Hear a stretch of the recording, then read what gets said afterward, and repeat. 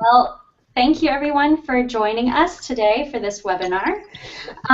This will be a conversation on US-EU economic relations. I am Ruth Conkling, the Alumni Coordinator for the Robert Bosch Foundation Alumni Association, and joining me today are Laura Gardner and Erick Feijoo, two members of the Robert Bosch Foundation Alumni Association, or RBFAA.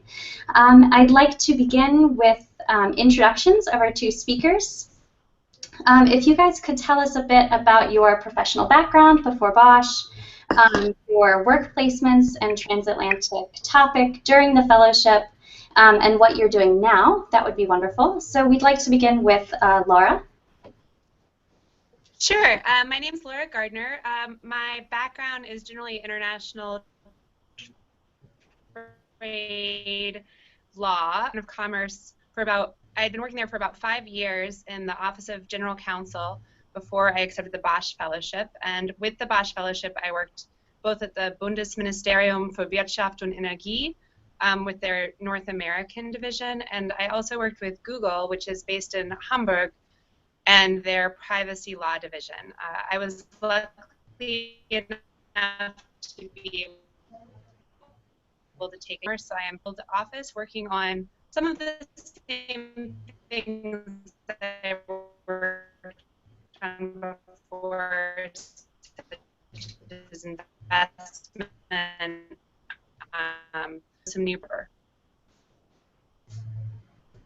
All right, thank you very much. And Erick, if you would like to introduce us as well, that would, or introduce yourself as well, that would be wonderful. Thank you. Hi, my name is Erick Feijoo.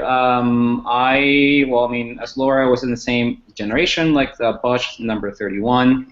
My background is also in international trade, although like my focus is a lot before the fellowship was a lot more development and public affairs, government relations in general.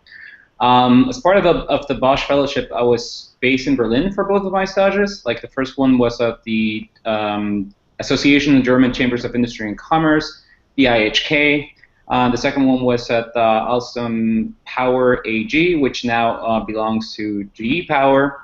And a lot of my main focus, like as part of both of my experiences, I would say, but especially as part of the first one, as part of the first stage, was the public affairs side of TTIP. So like I was involved in a lot of public outreach events related to the TTIP agreement, as as many of I think as a lot of Boschies may know, there's like a lot of opposition to TTIP. That is something that we're going to touch upon later on today, especially in Germany.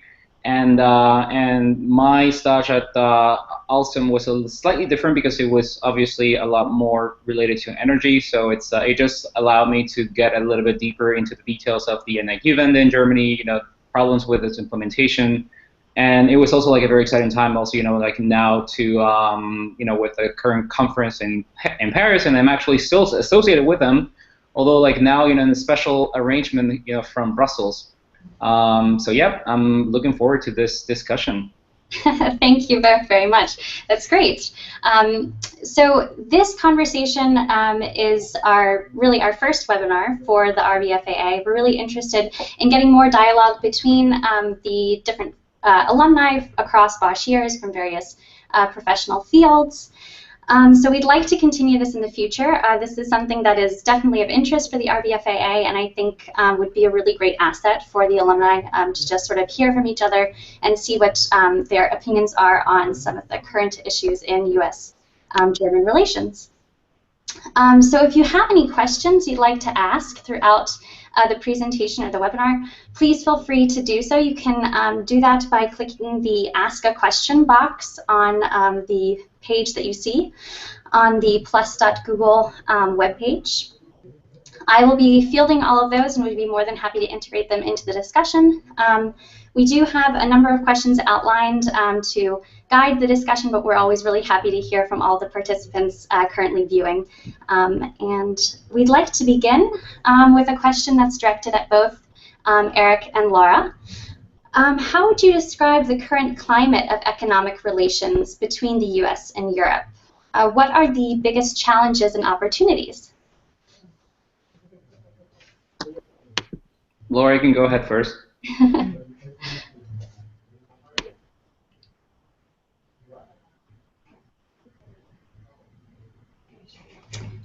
Or Eric, maybe if you would like to jump in and go ahead and answer, that would be great. Sure. While we wait for Laura to join us like a little bit later, or I don't know, something with her like I guess like with a microphone. But it's I would say like obviously I think the biggest like issue like now that is dominating the discussion on EU-US economic relations would be TTIP. TTIP, I mean, that's just like the natural, it's like something that has been on the horizon for like a long time. It's been like a huge economic project since like at least in 1990s. A lot of it, obviously, at least in the U.S. and also like here in Europe, is now moving forward, just because the relationship between both blocs is just very mature. There's a lot of tariff lines are already very low. A lot of what TTIP wants to accomplish has a lot to do more with regulation and standard setting. At the same time, in the U.S., the biggest like hot potato right now in terms of trade negotiations is TPP, with the Pacific countries, whereas in the EU, they have a lot of other things going on, and first and foremost, like things that do not have to do with economics per se, but say the migrant crisis and other crises, and then there's a lot of opposition to the agreement, from the European public. Beyond that, I would say, obviously, just going forward, like there's a lot of uncertainty related, to just like how this relationship could go forward, how it could get more mature, where are the items that could be further enhanced, between both blocs. But as I said, there's a lot of factors, like especially geopolitical and foreign policy factors that are like clouding that, like just like the general context of the. So I don't know, like I would have preferred like Laura to jump in right now, just like to complement my comments. But I don't know if perhaps you have any follow-up questions on that question, Ruth. Right. Of course. Happy to go further into details. Thank you so much, Eric. That was really wonderful. We do have Laura here. She just dialed in to the line. Laura, can you hear us?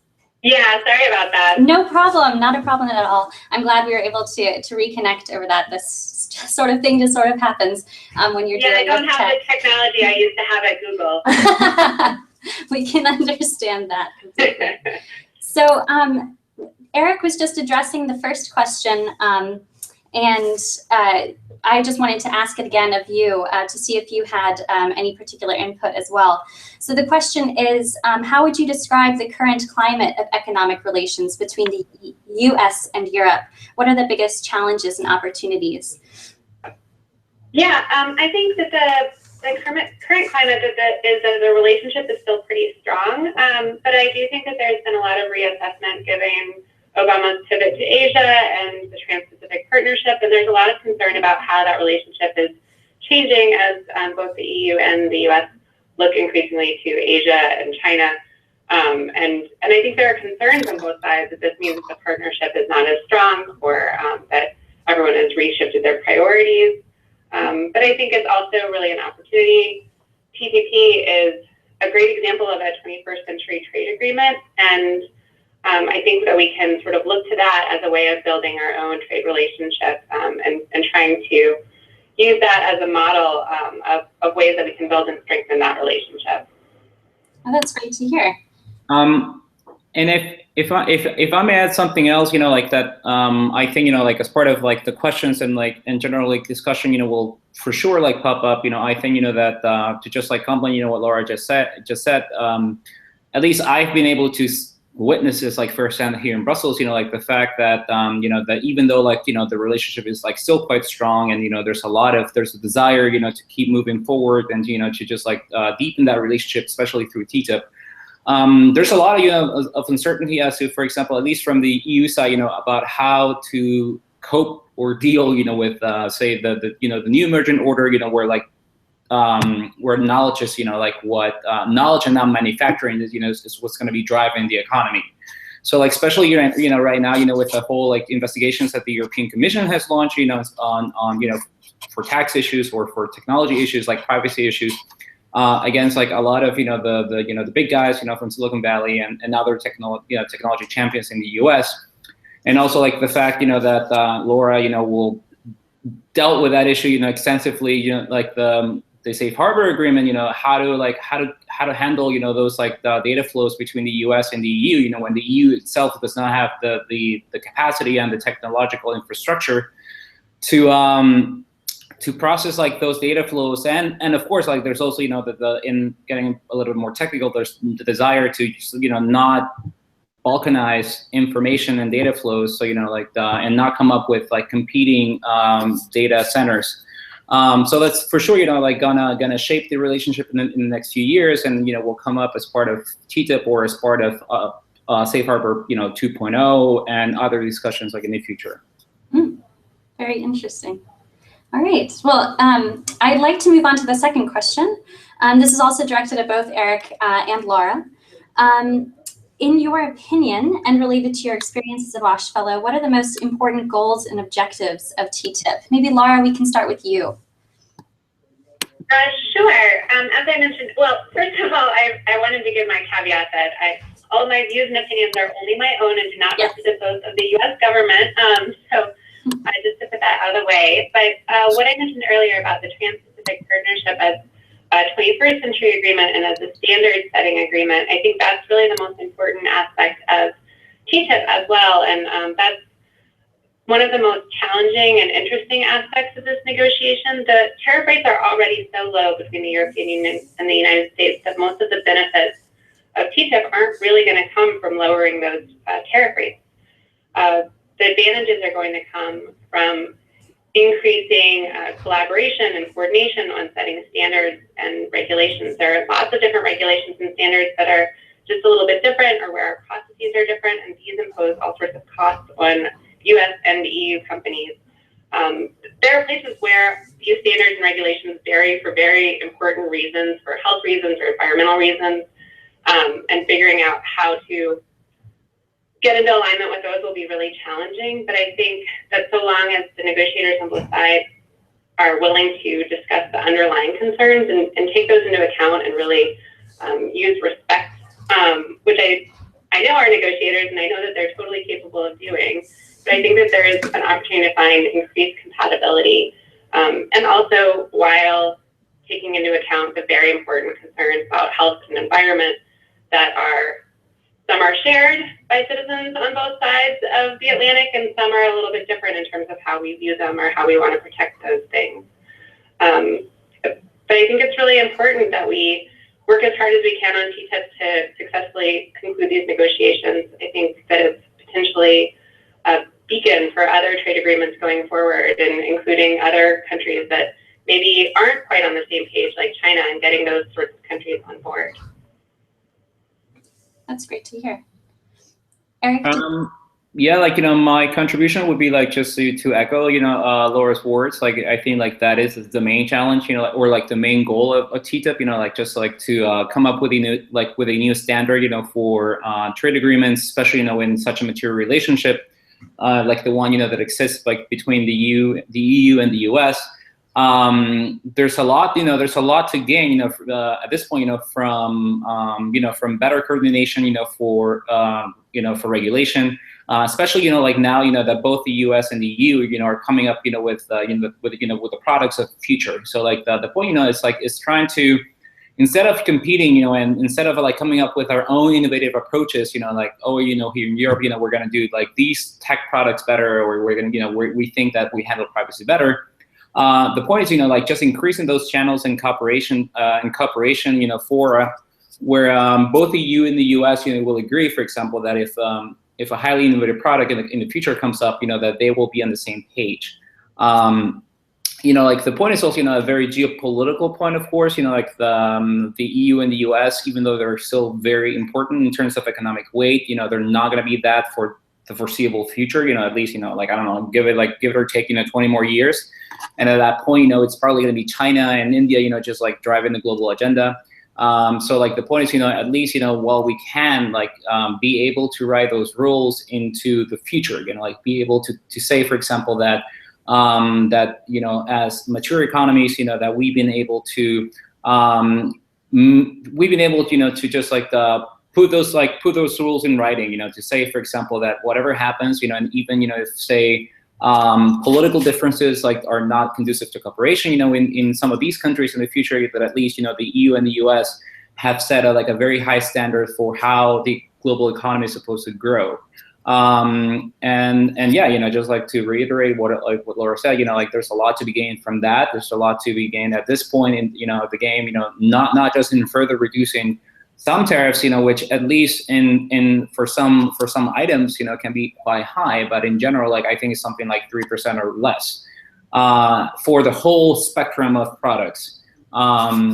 And yep, like that would be, I think at least, from my perspective, would be like the geopolitical aspect is probably the most important beyond just like the economics of how much you lower certain tariffs or not, or how much, how many millions you save, for example, from eliminating, redundant procedures, because, we think in the EU that this should be done this way, and we think in the US that this thing should be done this way. But in the end, if we have the same goal, like it's just like a matter of trying to walk through those differences, understand them, and then like set up, something that will satisfy our regulators' concerns, and at the same time achieve the same purpose. Mm-hmm. Wow, that's great to hear. I mean, it sounds like there are some really positive things that can come out of it.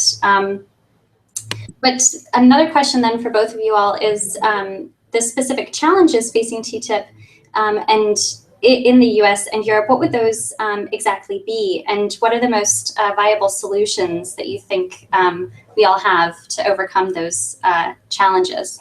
Eric, did you want to start with that one, maybe?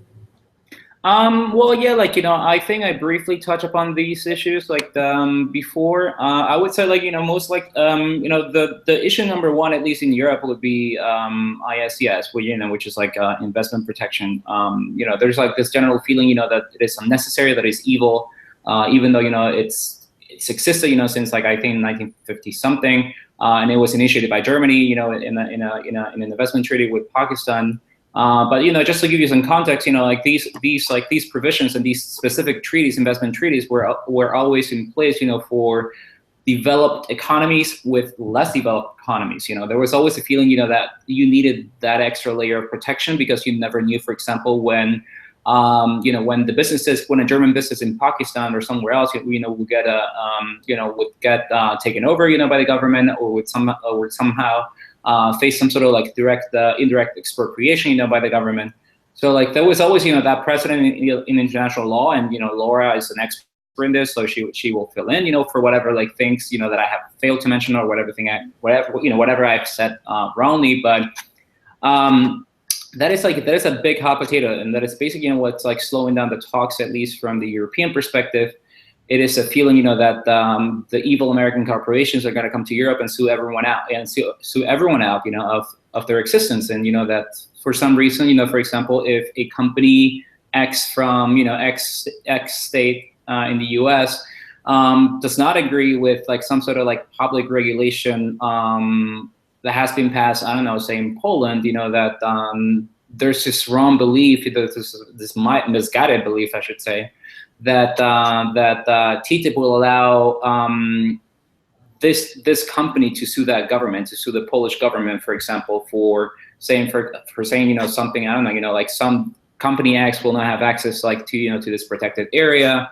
Another thing is like obviously as usual is like environmental standards, and also like food regulation, which is not a new topic. These topics are have a very long precedent in U.S. economic relations. The fear in Europe that GMOs from the U.S. like are getting into their food, and then now TTIP is going to be the tool that the U.S. will use in order to get these products into the EU market.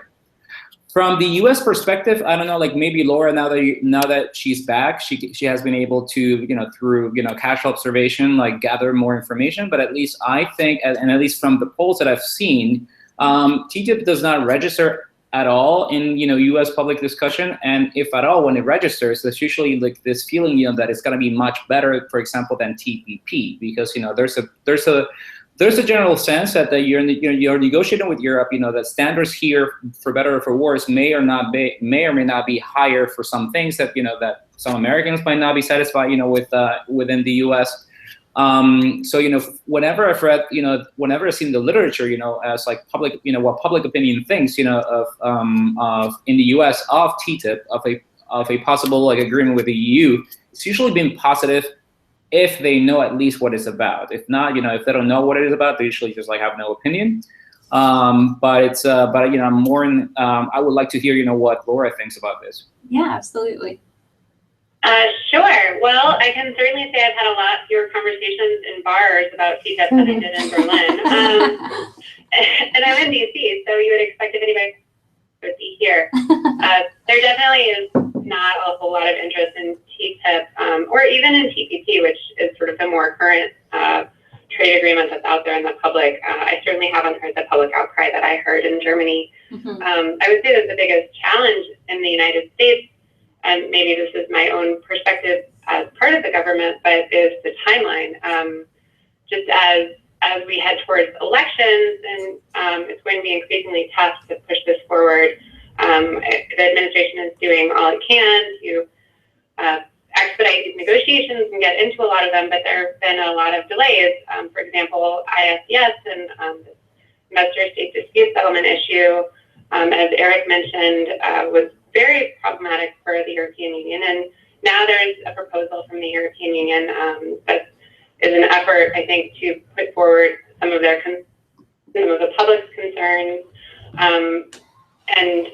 But that means that we're really just starting now with substantive negotiations on that, which is obviously a contentious topic. So trying to get that done within a year is going to be tough. I've been on negotiations for investment treaties where you're only talking about investment and it lasts for years, sometimes decades. I think there's a lot of political will here to get this done, but I think it will be very, very challenging. Mm-hmm. Yeah, and I guess, yeah, that's basically my perspective on the U.S. and then mm-hmm. the European Union. I know that Eric knows better what's going on there. I mean, certainly when I was there, I noticed the public opposition as well, mm-hmm. And it doesn't seem like that's faded a lot over time over the past few months. Right.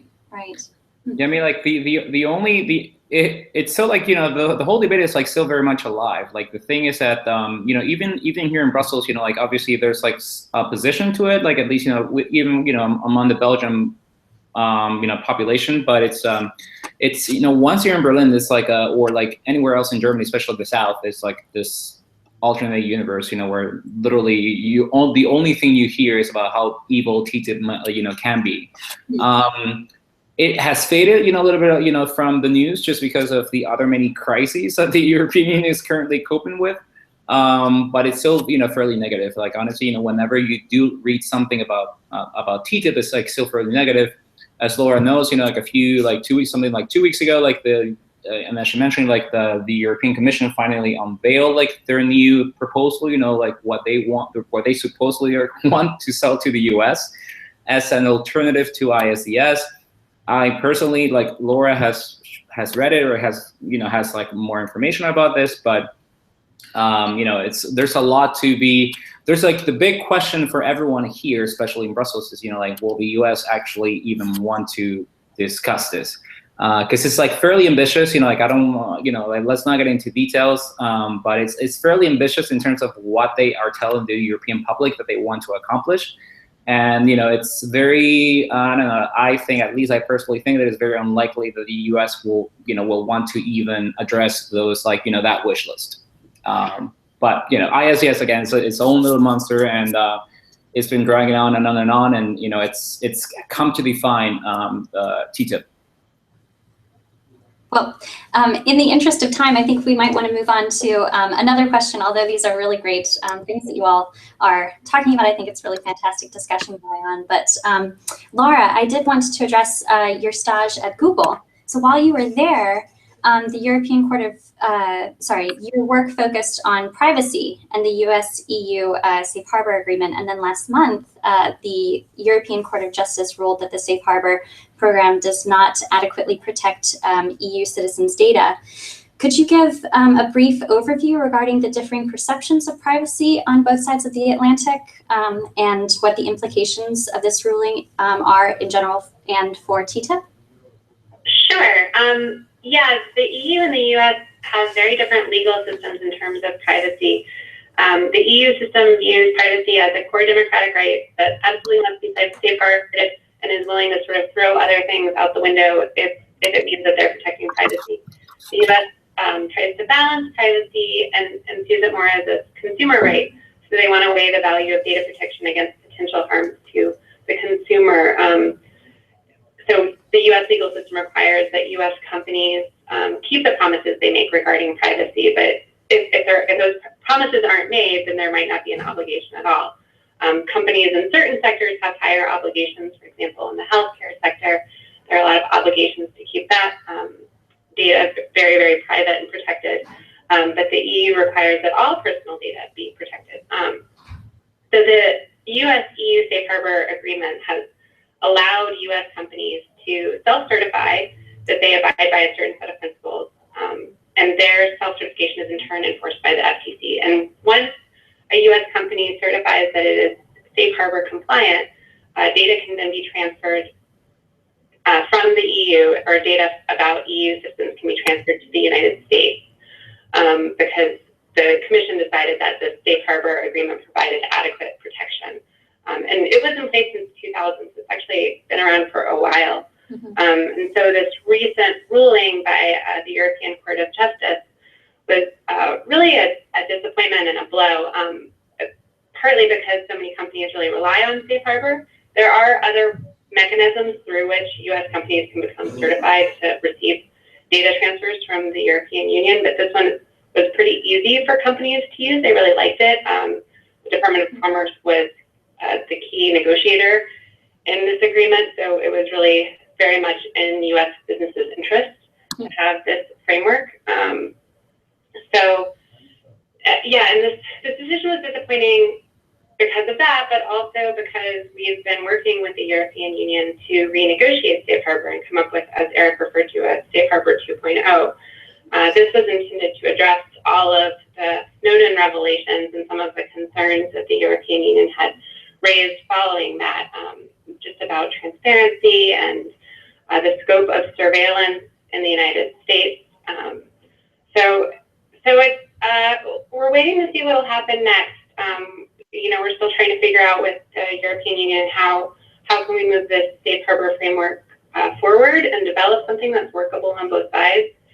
In terms of how it relates to TTIP, I think probably the first question is how Safe Harbor will be resolved, and then we'll look to TTIP. But if we do try to address this in TTIP, it will probably look similar to our data flow chapters in the Trans-Pacific Partnership, which are a little hortatory. They do carry some protection, but it's an effort to seek to ensure the free flow of data cross-border consistent with government's interests in regulating privacy protection. So it sets in place the sort of balance that Safe Harbor would also impose, and probably would be a little bit less detailed. Great. Oh. Well, thank you very much. That's a really interesting answer, I think. And then Eric, we also wanted to hear a little bit more about your stage at Alstom Power AG, which is, as you mentioned, now part of GE Power. And would you speak to the most important issues in energy policy as they relate to US-EU economic relations now? Sure. Just like to start off, with a big clarification, unlike other trade areas, energy, there's very little energy say interdependence between the U.S. and the EU. The EU definitely wants to become more reliant on U.S. energy exports, mostly because it's currently reliant a lot, by something like 35%, and individually, if you take a look, countries like Finland or even Poland, they're heavily reliant and dependent on Russian So like that will be, issue number one, just like it's also like strategic issue for the US, how to like get Europe to be less dependent on Russia. Then like another one obviously is climate change, like how to ensure, like a transition to a greener economy, as a common block, and not just how to bring both the US and the EU on the same table. Like they're largely, of course, like in favor of tackling climate change. Like the thing is, obviously, on the one hand, you have the politics in the US are very difficult, for like coming up with any sort of enforceable agreement, even at the US level, like even less so at the international level. But like just so everyone knows, there's like also very different approaches, to how the European Union and the US like want to become more more like carbon neutral. Like whereas the US, for example, has for the last decade or more has been relying on natural gas, for powering its economy. Like in the EU, there's been because a lot of countries are now relying on green energy. First and foremost, Germany. There's been like a lot of debate on how to make that transition happen. Like in general, yes, like there's a lot more energy produced from renewable sources, but at the same time, like those renewable sources, at least right now with the technology that we have, can be very unreliable. Sometimes. So sometimes like Germany itself has had to export by force electricity to neighboring countries, without like and that overburdens like those countries like electricity systems. And then because green energy can be sometimes like a little bit unreliable. Like countries like Germany especially have had to rely a lot more on coal, which at the same time it's coming a lot more from Russia. Instead of its own production, because Germany also has like in place restrictions on how how many coal plants can be in operation, how many coal plants can actually be open in the future. Like Germany is trying to phase out both coal and nuclear, which just greatly complicates like the scenario. So like another one big another hot potato is how to ensure how do you get to that, how do you get to the finish line like while not threatening your economic competitiveness. And obviously I wish, like, I don't know if Tim Stumhofer is on the line, but he would perhaps like even talk, address more like the issues of climate finance, which is also like another big issue like in US and EU energy relations. Mm-hmm. Those will be like the two, and just we're running out of time, I guess. So more detail. I do have an eye on the clock, and it looks like we're 2 minutes over, but we had a couple of questions that did come in from the alumni before the webinar, and I did want to give you all a chance to address a couple of those, although we are a little bit tight on time now. So maybe we'll try and wrap these up in just a couple of minutes each. I'd like to start with a question that I think maybe both of you can address. It is, how is TTIP currently being viewed in Germany by the general public? Well, we already touched on this a little bit, but also maybe the business community.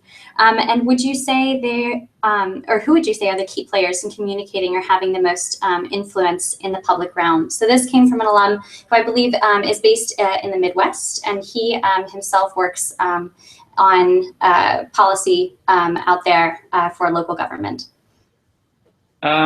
Just because like I touched upon like that issue like before, like I would say like I already talked about the public business community is largely in favor, but at the same time, there's also like a growing coalition of TTIP skeptic businesses. Even like I think it was maybe like 2 months ago that there was like this new coalition of like small and medium-sized enterprises opposed to TTIP. So obviously I will not say, that there's like the uniform agreement, this is great, that, the TTIP like should go ahead and should be negotiated. But in general, like the public, the business community is largely in favor of TTIP, even in Germany. It's mostly, just like a very vocal and growing minority that is largely against TTIP in Germany. And I would say, like maybe the key players communicating or having the most influence in the public realm, it's the opposition. It's obviously not people who are for TTIP, although those people are getting a little bit more tech savvy these days. my largest, my greatest concern, like while I was at DIHK, was, for example, that because of their structure, like it's a long story. Also, I'm not gonna get into details. They could not be so proactively talking about TTIP and move at the speed that the detractors and the opponents were moving. These are people that know how to use social media, and even if you analyze, for example, the mentions in social media on Twitter, Facebook, everything is like, I don't know, something like 3/4 of those like mentions are against TTIP. It's always like very negative opinions. And in the end, again, like these are like anti-globalization groups, that have been opposed like to trade agreements in general. And now, obviously with the US, it's become a lot more of a boogeyman because, like, again, like there's a lot of like emotional issues going on, and they just know, how to shape that like public opinion.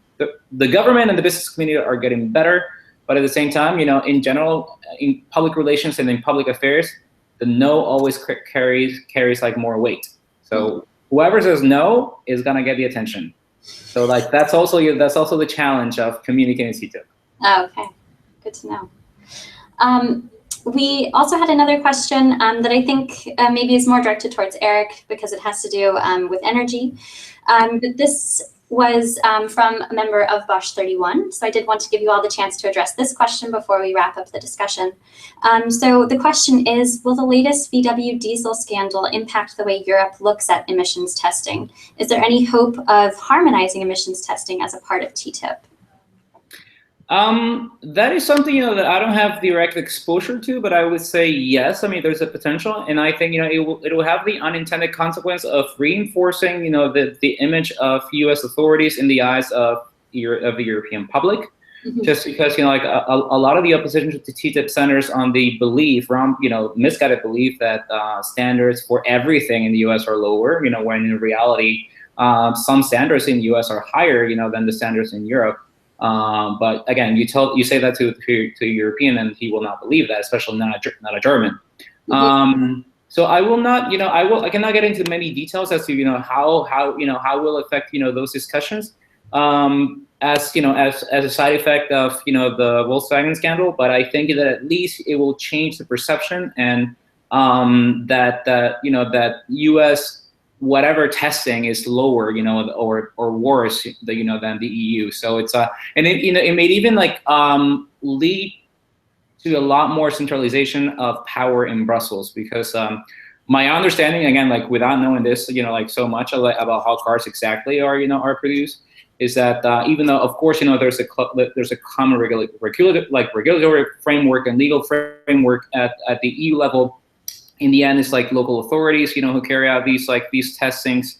So it may even lead to a beefier testing at the European level, which may or may not lead to then common like emissions testings. Because also the approach, as I understand it, is very different. Like in the US and the EU, so like the EU like focuses on some particles, whereas on mostly just CO2, whereas the US focuses on both CO2 and other like gases, if you will, and other particles. So it's like the U.S. has a slightly different approach, to how they conduct these testings is a lot more thorough, from what I understand. So there's a possibility, but I would say for at least there will be like this is a plus, at least for U.S. regulators. Mm-hmm. And I would just add that, as the EU is sort of thinking about how it might want to change things, given the recent VW scandal, when you look at changing your way of regulating something, you often look to other countries. So there's an opportunity here, I think, as sort of as part of TTIP, but also as just reevaluating how they're doing their emissions testing, and given the broader context of TTIP, of maybe coming in something that's a little bit closer in alignment. Well, now we are nearly 10 minutes over, so we did have one last question that related to the image of TTIP. And this was from a member of an older Bosch cohort, which is also great. Now we're getting more dialogue between many of our Boschies, which is really fascinating.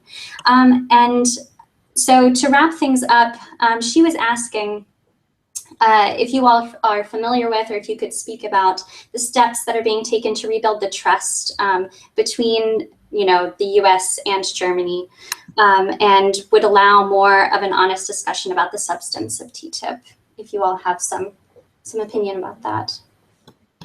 I will just say something that I know that at least the U.S. was trying now to grant access, like, to even German parliamentarians, like to the negotiating texts, you know, which before, from what I know at least, was that you know, the practice was, you know, that that only people at the Commission and, you know, then at the European Parliament, you know, and I think like specific committees had access to the negotiating texts, which are usually top secret. You can ask Laura.